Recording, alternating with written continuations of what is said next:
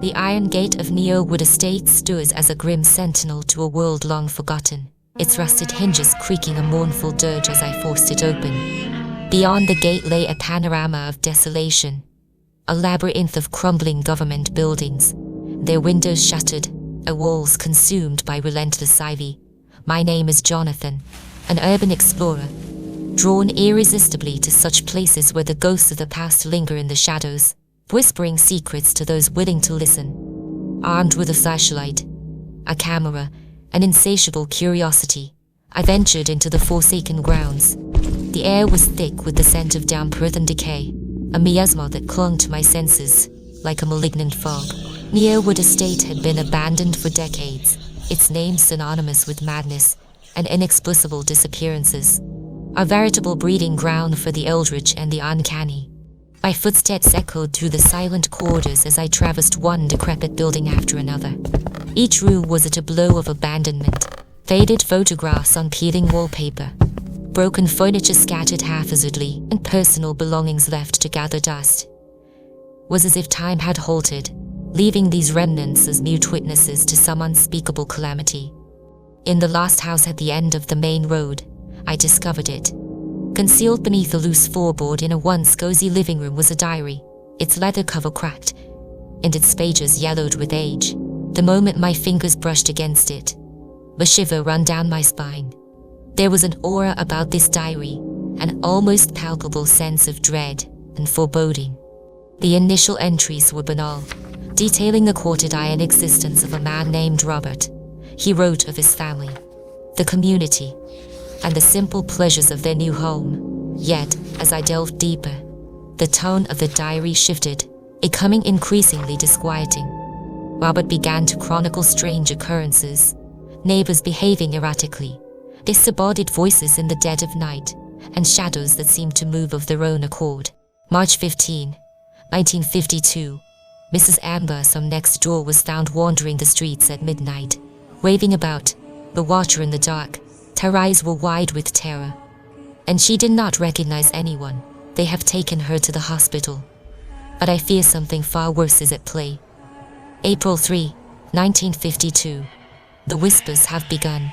At first I thought it was merely the wind, but now I hear them clearly.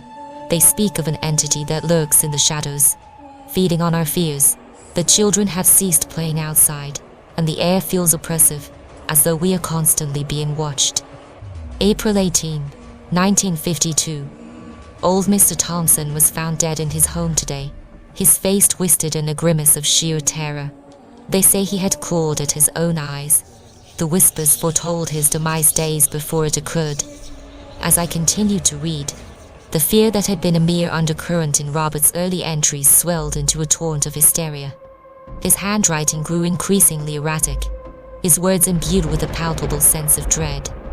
He described how the entity seemed to exert a malevolent influence over the residents, driving them to madness and despair. Neighbors turned on one another, consumed by paranoia and terror.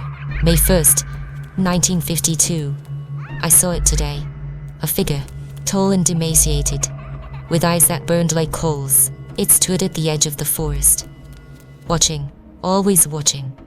I can feel its gaze upon me even now. I fear for my family. I fear for my sanity. May 10, 1952. The nights are the worst. The whispers grow louder, more insistent. They urge me to commit unspeakable acts. I see the entity in my dreams, its long, gnarled fingers reaching out to me. There is no escape. As I absorbed these ghastly revelations, I felt a growing sense of unease. The air around me seemed to grow colder, and a prickling sensation on the back of my neck told me I was not alone. The parallels between the diary's horrific accounts and my own experiences were too striking to ignore. The whispers Robert mentioned seemed to echo in my ears, growing louder with each passing moment. May 20, 1952. My wife Elaine has succumbed to the whispers. She attacked me last night, her eyes wild and unseeing. I had no choice but to lock her in the basement. God forgive me, but I do not know how much longer I can hold on. As I read the final entry, the room around me seemed to warp and twist, Shadows danced on the walls, and the whispers crescended into a cacophony of maddening voices. I turned, and there it stood, the entity from Robert's diary. A grotesque figure, impossibly tall and thin, its eyes burning with a malevolent intelligence. I backed away, my heart pounding in my chest. The entity moved closer, its presence overwhelming. I stumbled and fell, the diary still in my hands as I held a firm grip on it. Desperation clawed at me as I scrambled to my feet, the entity's gaze never wavering. I fled the house, the whispers pursuing me like a malignant curse. The estate seemed to close in around me, the shadows stretching and contorting as if imbued with a sinister life. I burst through the iron gate, my breath ragged and my mind teetering on the brink of madness. Even now, ensconced in the relative safety of my apartment, I cannot escape the feeling of being watched.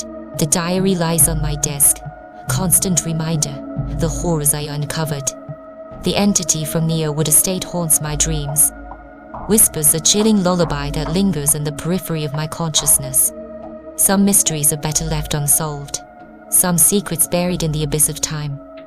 Yet the allure of the unknown is a siren call that we, as explorers of the forgotten, cannot resist, and so we tread the thin line between curiosity and madness, ever drawn towards the darkness that lies within.